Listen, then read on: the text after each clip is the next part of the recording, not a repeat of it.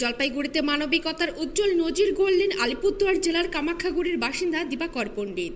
সোমবার তিনি জলপাইগুড়ি ব্লাড ব্যাংকে উপস্থিত হয়ে এক 18 বছর বয়সী থ্যালাসেমিয়ায় আক্রান্ত তরুণের জন্য ও নেগেটিভ গ্রুপের রক্ত দান করেন। জানা যায়, জলপাইগুড়ি শহরের বাসিন্দা সুভাষ দাসের ছেলে মাত্র 6 মাস বয়স থেকে থ্যালাসেমিয়ায় আক্রান্ত। বর্তমানে তার বয়স 18 বছর এবং তাকে বাঁচিয়ে রাখতে প্রতি 3 মাস অন্তর অন্তর রক্ত দিতে হয়। বিরল এ নেগেটিভ গ্রুপের রক্তের প্রয়োজন মেটাতে দীর্ঘদিন ধরেই উদ্যোগ নিয়ে আসছেন নেগেটিভ গ্রুপ নিয়ে কাজ করা স্বেচ্ছাসেবী সংগঠনের প্রধান পম্পা সূত্রধর। তার উদ্যোগেই এই দিন ডোনার দিবাকর পণ্ডিতের সঙ্গে রোগীর যোগাযোগ করা সম্ভব হয়। রোগীর বাবা সুভাষ দাস কৃতজ্ঞতা জানিয়ে বলেন, আমার ছেলেকে বাঁচিয়ে রাখতে পম্পা দিদি যে প্রচেষ্টা চালিয়েছেন তা আমাদের কাছে অভাবনীয়। তিনি আমাদের কাছে মায়ের মতন।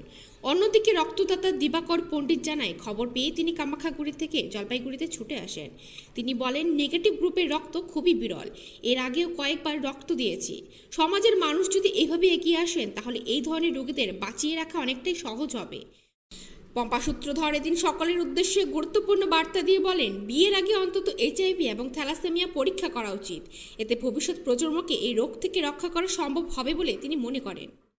সুভাষ দাস। কে ভর্তি আপনার? আমার ছেলে ভর্তি। কি সমস্যা? থ্যালাসেমিয়া, ছোটো থেকে থ্যালাসেমিয়া, 6 মাস বয়স তখন থেকে থ্যালাসেমিয়া।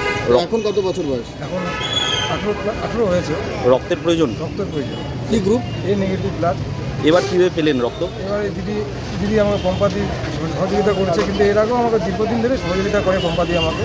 পম্পাদির জন্য আমার ছেলেটা এখনও খুব ঠিকই আছে এবং এই দাদা ভাইরা আমাকে এসে দিয়ে যায় দূর থেকে। এভাবেই চলছে আমার ছেলে। কতদিন পর পর রক্তের প্রয়োজন হয়? 3 মাস। এটা তো একটা সমস্যাও পান আপনি রক্ত, তারপর খুবই সমস্যা হয়, কিন্তু দিদি চেষ্টা করে আমাকে জোগাড় করে দেয়। খুব সমস্যা হয়, খুবই সমস্যা হয়, কিন্তু দিদি চেষ্টা করেছে, যেভাবে হোক চেষ্টা করে আমাকে একটা হোক দুটো হোক ডোনার আমাকে ব্যবস্থা করে দেয়। দিবাকর পণ্ডিত। কোথা থেকে এসেছেন? কামাখ্যাগুড়ি। তো কি বলবেন, মানে কি খবর পেয়ে এসলেন? এই বাচ্চাটির থ্যালাসেমিয়া আক্রান্ত, তো সেই খবর পেয়েই কামাখ্যাগুড়ি থেকে জলপাইগুড়ি এসেছে।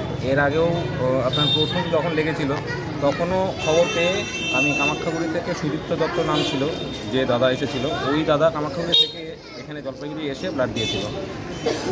আর আজকে আমি এসেছি, আমার এটা 14তম ডোনেট করা আর কি। এর আগেও আমি 2023-এ শিলিগুড়িতে জলপাইগুড়ির পেশেন্ট, কী নাম ছিল সেটা যাই ভুলে গেছি, ডেলিভারি পেশেন্ট ছিল, তার জন্য জলপাইগুড়ি ব্লাড ব্যাঙ্কে গিয়েও ব্লাড দিয়েছি। মানে উত্তরবঙ্গে মোটামুটি অনেকগুলো ব্লাড ব্যাঙ্কে গিয়ে আমি ব্লাড দিয়েছি। যেহেতু নেগেটিভ ব্লাড সেহেতু খুব রেয়ার, সেজন্য গিয়ে এখন পর্যন্ত কত দিয়েছেন?